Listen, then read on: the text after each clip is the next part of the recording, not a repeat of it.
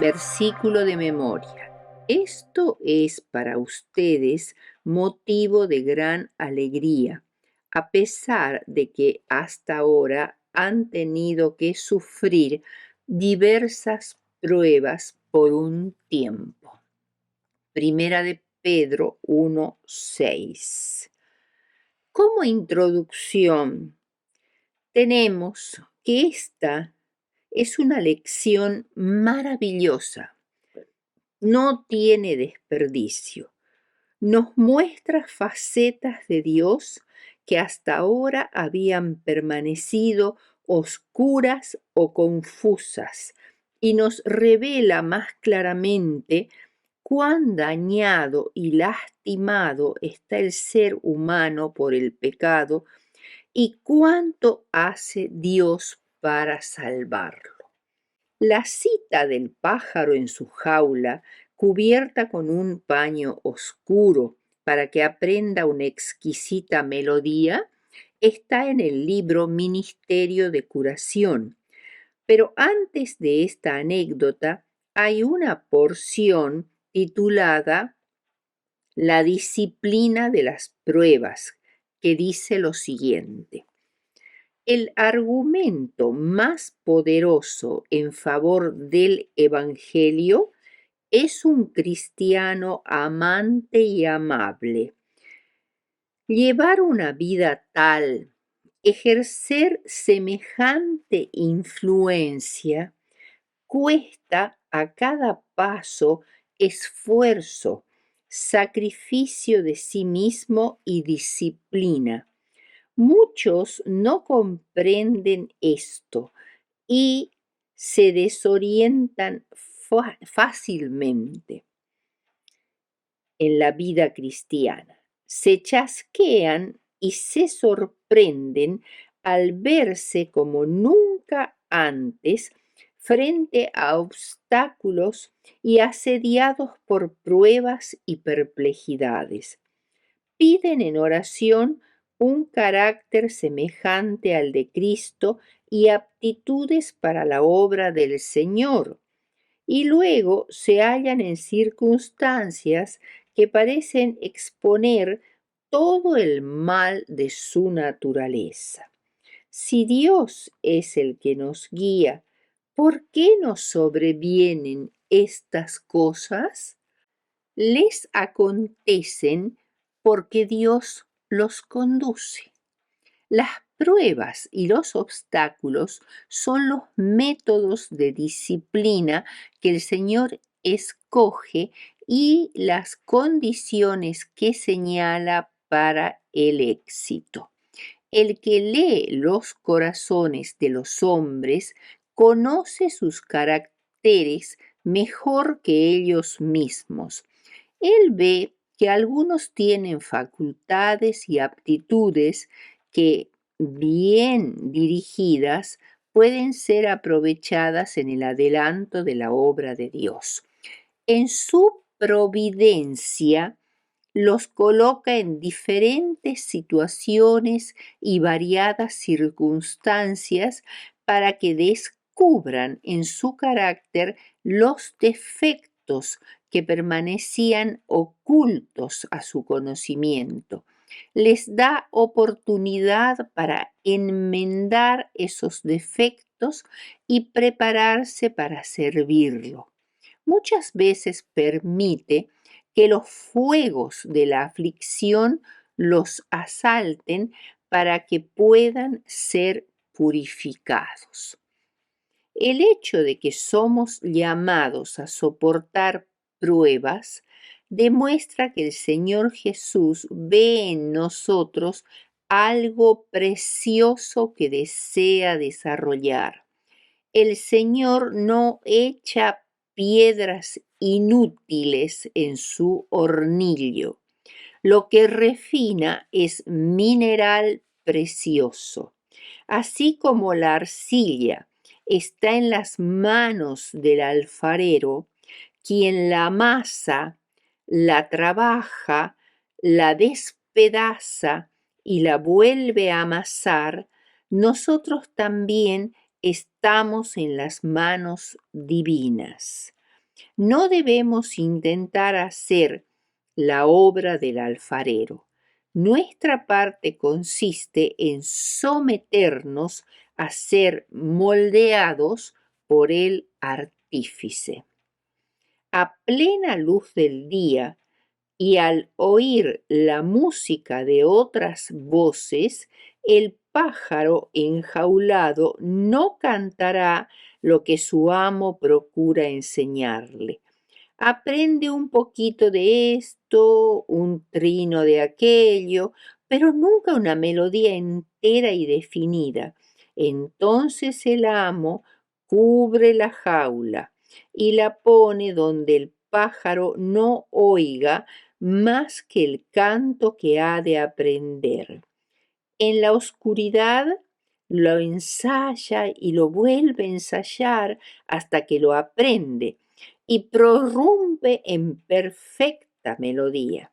Después el pájaro es sacado de la oscuridad y en lo sucesivo cantará ese mismo canto a plena luz. Así trata Dios a sus hijos. Tiene un canto que enseñarnos y cuando lo hayamos aprendido entre las sombras de la aflicción, podremos cantarlo perpetuamente.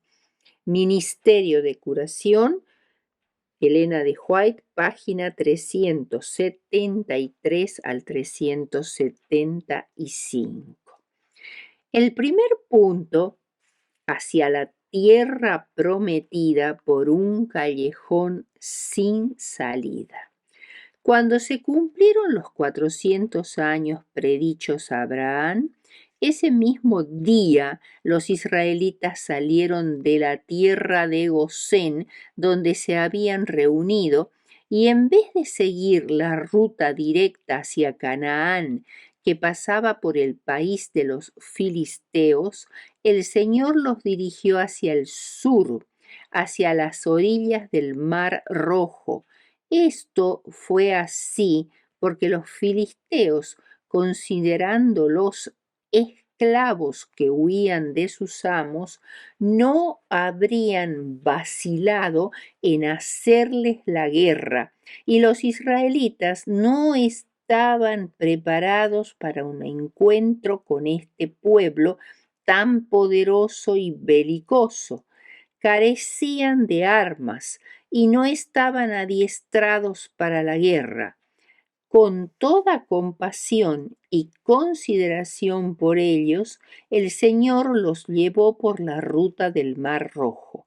Salieron de Sucot, el primer lugar donde acamparon, y completaron su organización y se desviaron hacia el sur, llegando hasta el borde del desierto de Etam, donde acamparon nuevamente. Probablemente Etam era uno de los puestos fronterizos egipcios construidos desde el mar Mediterráneo hasta el Golfo de Suez para controlar las entradas y salidas por esa frontera. Dios personalmente dirigía su jornada cada día desde la columna de nube y de fuego. Nunca se apartó de ellos. Era la seguridad para los israelitas de que Dios no los abandonaría nunca en este viaje. La dirección seguida hasta aquí había sido sudeste. Y esta jornada, más que ellos pensaban hacer en la misma dirección, los habría llevado bastante más allá de la frontera oriental de Egipto. Pero Dios ordenó un cambio extraño e inexplicable. Debían encaminarse en dirección suroeste, lo que los llevaría a enfrentarse con el Mar Rojo como un obstáculo para llegar al monte Horeb, que era su destino inmediato. Debían encaminarse hacia Baal Zephón. nombre de una deidad cananea, el Señor del Norte, el principal dios de la ciudad del delta egipcio llamada Dafne o Tafnes. Humanamente, esta dirección tan extraña parecía ser la ruta más insensata que podían haber tomado. Canaán estaba al noreste de Egipto y la columna de nube los dirigió al suroeste. Faraón, cuando lo supo, pensó que se habían extraviado y que estaban vagando confusamente en el desierto oriental Egipto. Ahora parecía imposible escapar, pero Dios había preparado precisamente esta situación para que Egipto y las naciones vecinas aprendieran a temer y respetar su nombre. Faraón, dispuesto a recuperar sus esclavos, reunió sus fuerzas, 600 carros escogidos, más todos los carros de guerra de Egipto, capitanes y soldados de caballería e infantería. El rey mismo, rodeado de los grandes de su reino y de los sacerdotes, dirigía al ejército. Estaba dispuesto a recuperar su prestigio y sus esclavos. Los hebreos, acampados junto al mar, una barrera aparentemente infranqueable, mientras que por el sur una montaña escabrosa obstruía su avance. De pronto divisaron a lo lejos las relucientes armaduras y el movimiento de los carros, y el terror se apoderó de ellos. Se empezaron a quejar a Moisés por traerlos a morir al desierto. Otros clamaron a Jehová. Moisés calmadamente les dijo que no temieran, porque Dios sería glorificado en Faraón ese día, aunque él no sabía exactamente cómo se haría esto. Los egipcios que hoy habéis visto, nunca más para siempre los veréis, les dijo. Éxodo 14:30. No era cosa fácil mantener a los israelitas en actitud de espera, faltándoles disciplina y dominio propio, se tornaron violentos e irrazonables. Comenzaron a murmurar que la nube los había dirigido al lado equivocado de la montaña, hacia un desfiladero insalvable. Pero entonces, he aquí que al acercarse las huestes egipcias, creyéndolos presa fácil, la columna de nube se levantó majestuosa hacia el cielo, pasó por encima de los israelitas y descendió entre ellos y los ejércitos egipcios. Se interpuso como un muro o una muralla más bien de tinieblas entre los perseguidores y los perseguidos. Los egipcios, desorientados, se vieron obligados a detenerse, y a medida que la oscuridad aumentaba, la muralla se convirtió en una gran luz para los hebreos, que inundó el campamento con un resplandor semejante a la luz del día.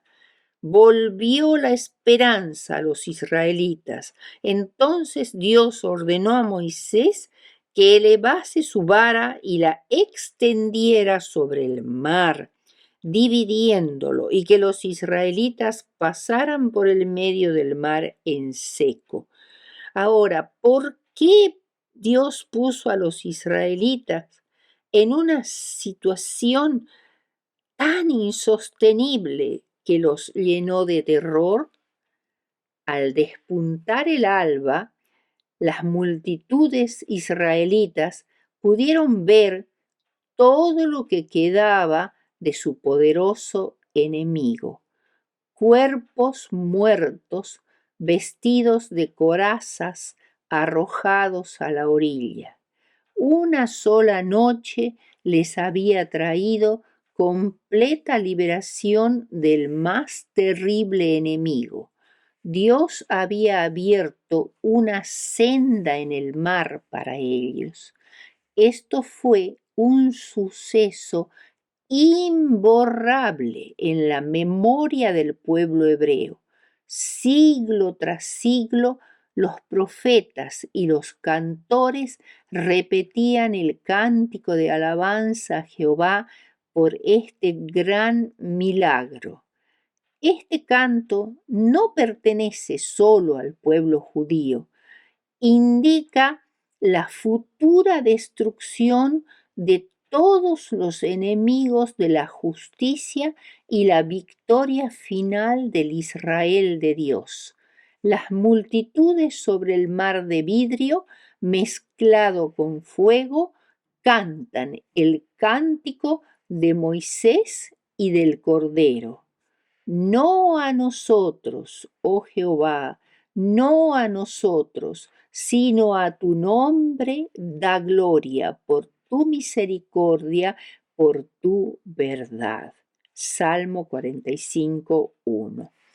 Dios hubiera podido salvarlos de cualquier otra forma, pero escogió este procedimiento para acrisolar su fe, es decir, hacerla pasar por el crisol para perfeccionarla, para acrisolar su fe y fortalecer su confianza en él.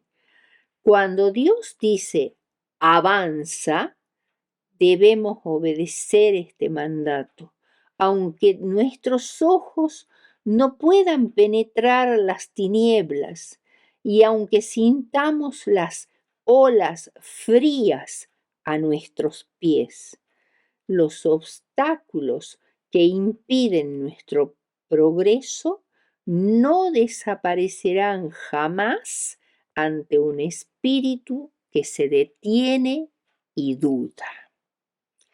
El segundo punto de esta lección es aguas amargas, en Éxodo 17:1.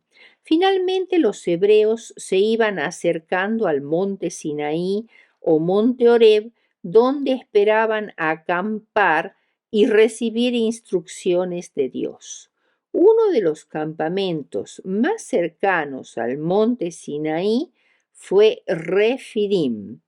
Viajando en la última parte de la primavera, el pueblo esperaba encontrar agua en los valles, pero el lecho seco del río del valle de Refidim produjo una consternación grave, más grave que cualquiera que se hubiera presentado antes. Desconfiando de la providencia de Dios, nuevamente se dirigieron a Moisés con la exigencia: danos agua para que bebamos.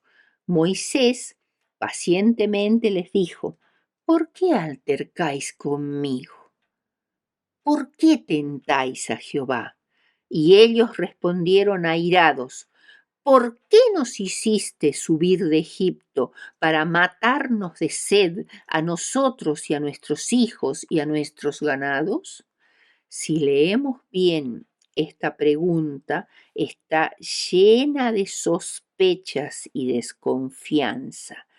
La columna de nube que los dirigía parecía esconder un terrible misterio. ¿Y Moisés? ¿Quién era él?, preguntaban. ¿Y cuál sería su objetivo al sacarlos de Egipto? Osadamente lo acusaron de proyectar matarlos a ellos y a sus hijos mediante privaciones y penurias con el objeto de enriquecerse con los bienes de ellos. en la confusión de la ira y de la indignación que los dominó, estuvieron a punto de apedrear a Moisés. Patriarcas y Profetas 304. La sed obviamente puede ser una tortura de la peor clase, pero aquí en Refidim estamos tratando con un motín, un levantamiento espontáneo para librarse de un jefe odiado a quien tenían por responsable de un sufrimiento intolerable. Angustiado Moisés clamó al Señor: ¿qué haré con este pueblo? Y Dios bondadosamente le indicó que con un grupo de ancianos se adelantara hasta la peña de Horeb, que ya estaba cercana y a la vista, y que la hiriera y salieran aguas de ella y beberá el pueblo. El Salmo 78, 15 y 16 dice: hendió las peñas en el desierto y dióles a beber como de grandes abismos, pues sacó de la peña corrientes que hizo descender aguas como ríos. Mara. Poco antes de lo que sucedió en Refidim, al salir del cruce del Mar Rojo, entraron en el desierto de Shur, que va desde el límite oriental de Egipto hasta el límite sur de Palestina. Los israelitas marcharon por 3 días por este desierto y se les acabaron sus reservas de agua en sus odres de cuero. Ni hombres ni bestias tenían agua. Era imperativo encontrar pozos o vertientes para sobrevivir. Este era el límite de lo que el ganado podía soportar sin perecer. 3 días sin agua. Entonces llegaron a Mara, el primer oasis al sur de Suez, a unos 75 kilómetros de la ciudad de Suez, pero su agua es amarga y hay varias vertientes en las proximidades que también tienen aguas amargas.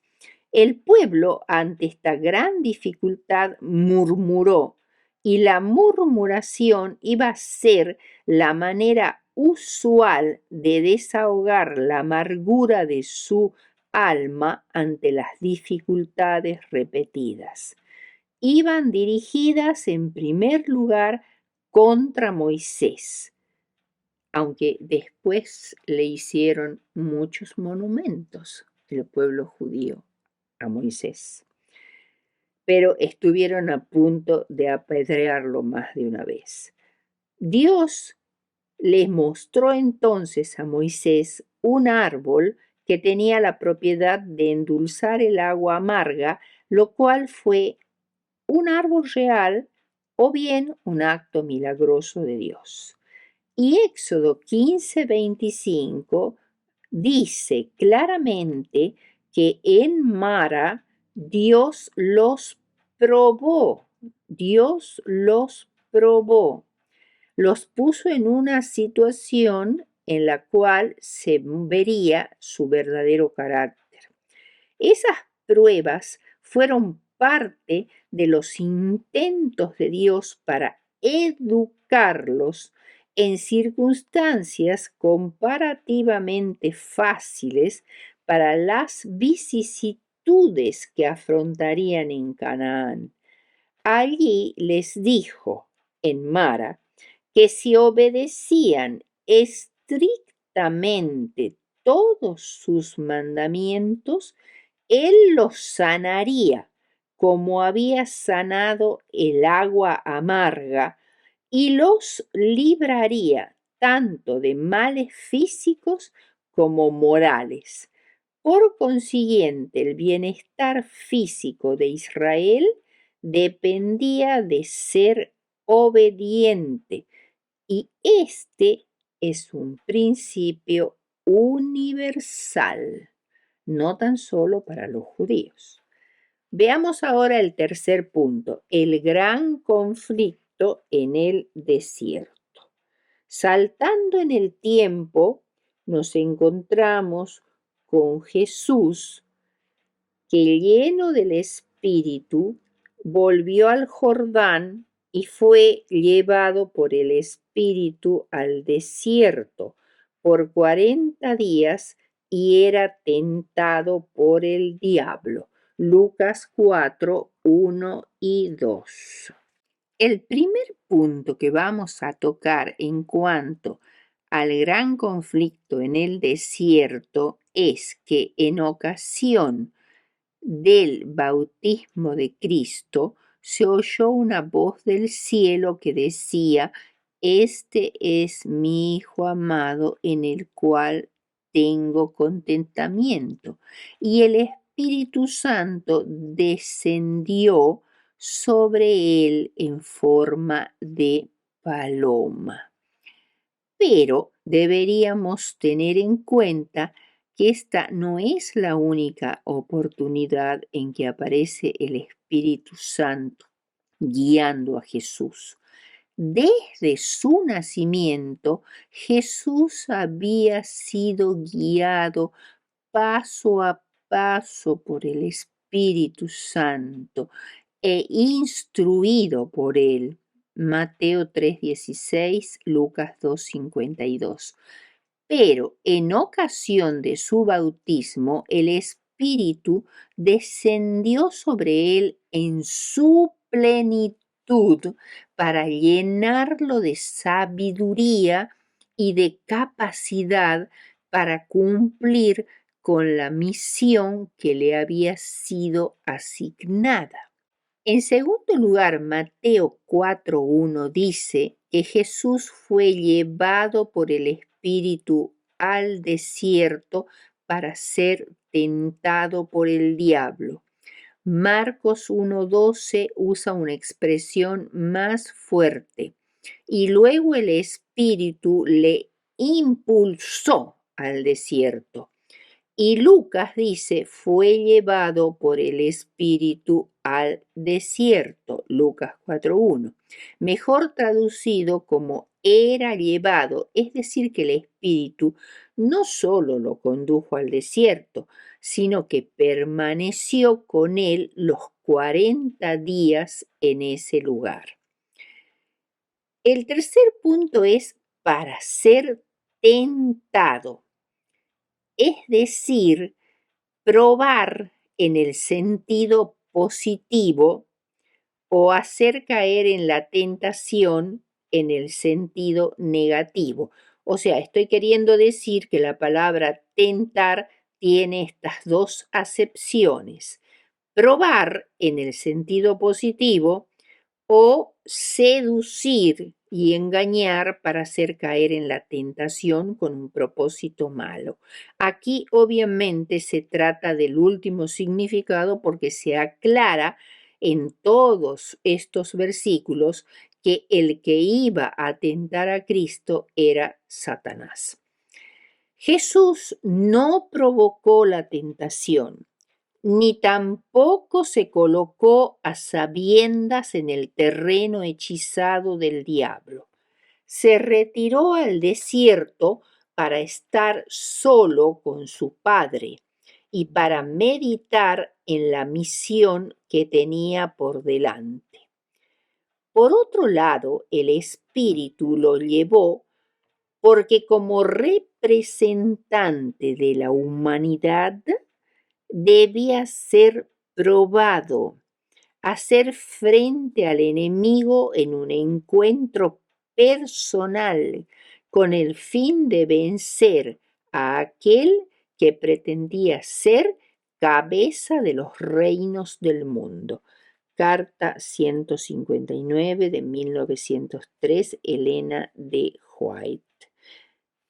Aunque Satanás comenzó a tentarlo, cuestionando su soberanía, Bien sabía Satanás quién era Cristo, pues cuando el Salvador visitó Gádara, los malos espíritus que afligían a aquellos endemoniados exclamaron: ¿Qué tienes con nosotros, Jesús, Hijo de Dios? ¿Has venido acá para atormentarnos antes de tiempo? En quinto lugar, ¿por qué Cristo ayunó durante 40 días en el desierto? Lo hizo porque buscaba estar en la presencia de su Padre. Quería un acercamiento mucho más profundo para obtener fortaleza para enfrentar al enemigo y también así obtener la seguridad de que recibiría la gracia para llevar a cabo todo lo que había emprendido en favor de la humanidad. El pensamiento de la contienda que estaba ante él hizo que se olvidara de todo lo demás, incluida la comida, y su alma fue alimentada con el pan de vida. Comió de la verdad que debía dar al pueblo como algo que tiene poder para liberarlos de las tentaciones de Satanás. Mientras pasaban los 40 días de ayuno, Cristo no sintió las angustias del hambre, porque estuvo en visión. Vio el quebrantamiento del poder de Satanás sobre los caídos y tentados. Se vio a sí mismo curando a los enfermos, consolando a los desesperanzados, reanimando a los abatidos y predicando el Evangelio a los pobres, y no sintió ningún apremio del hambre hasta que terminaron los 40 días de su ayuno. Carta 159, 1903. Esto está en una meditación matinal que se llama Cristo Triunfante, en la página 191. Pero después que Cristo despertó, salió de la visión y tomó conciencia dónde estaba en el desierto y que los animales salvajes eran su única compañía, aunque en realidad había ángeles del cielo y ángeles malignos en derredor de él, además del Espíritu Santo. Pero todo esto, el desierto, los animales salvajes, el hambre, todo en derredor tendía a hacerle bien patente su humanidad. Y entonces ahora sintió hambre y sed extremas y estaba tan débil, agotado, macilento, preso de la agonía mental que prácticamente no se podía mover, estaba echado en las piedras y la arena del desierto. Cristo se encontraba desfigurado de los hombres, su parecer y su hermosura más que la de los hijos de los hombres.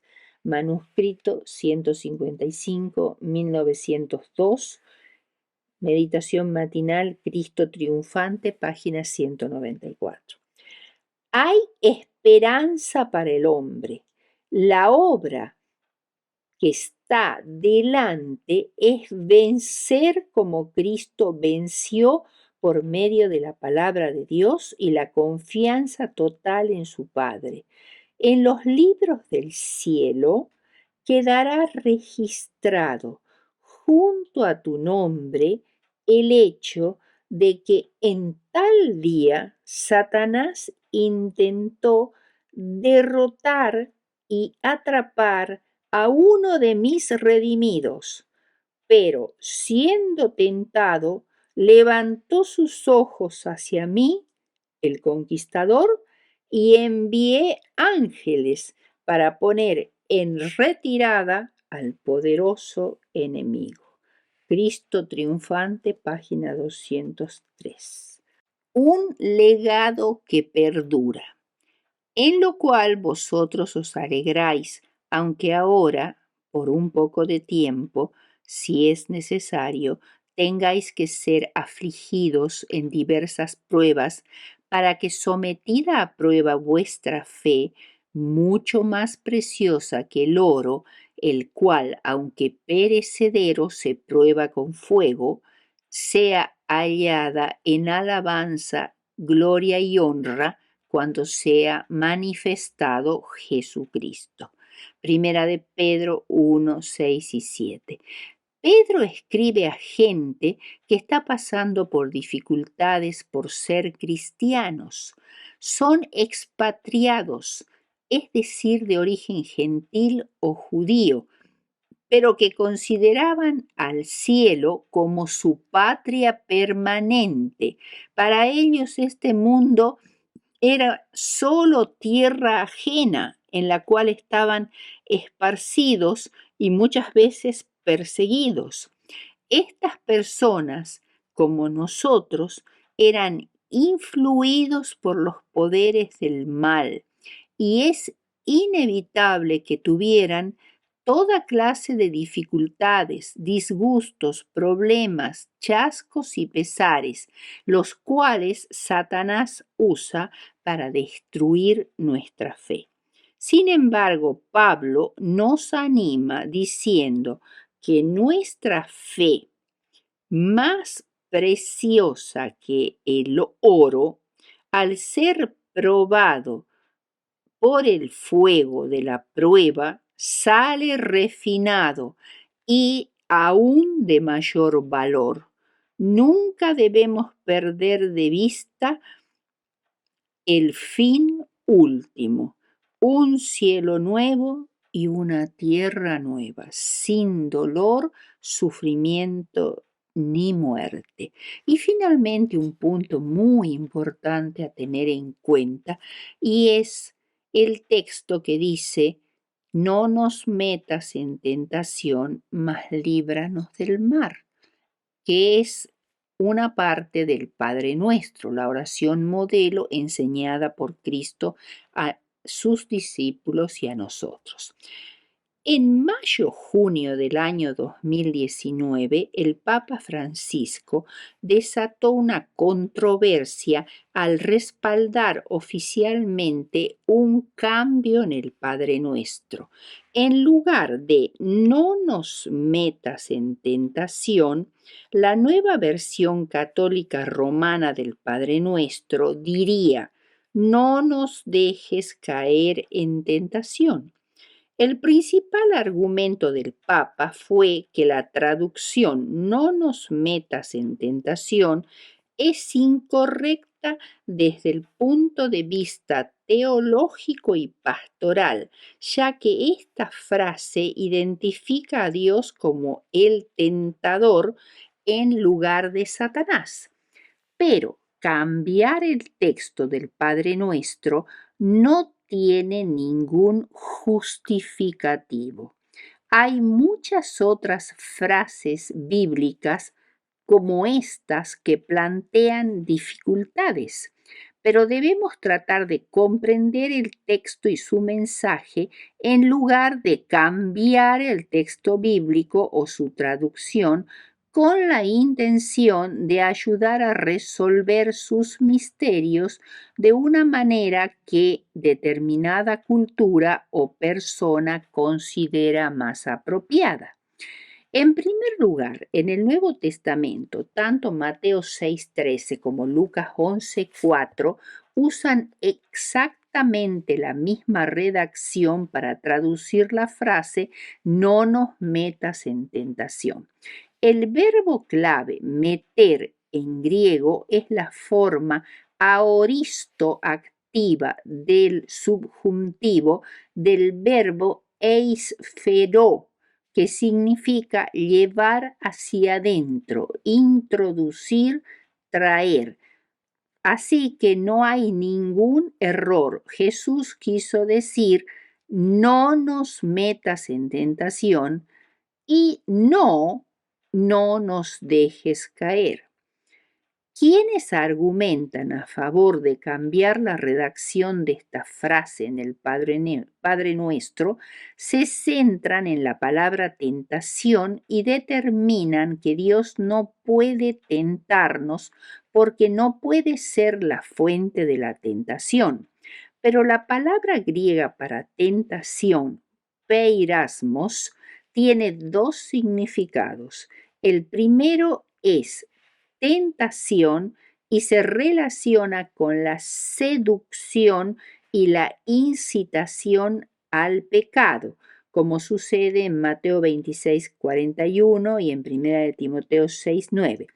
En este sentido, es cierto que Dios no nos mete en tentación porque Él no es el tentador, como establece claramente Santiago 1, 13 y 14. El segundo significado de la palabra meter o peirasmos en griego es experimento, prueba o test.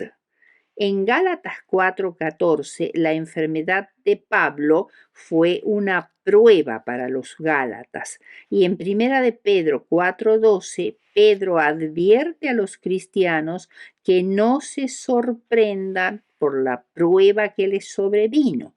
Santiago es quien da la explicación más explícita del proceso de la tentación, porque usa los dos significados de la palabra tentación juntos en el mismo pasaje.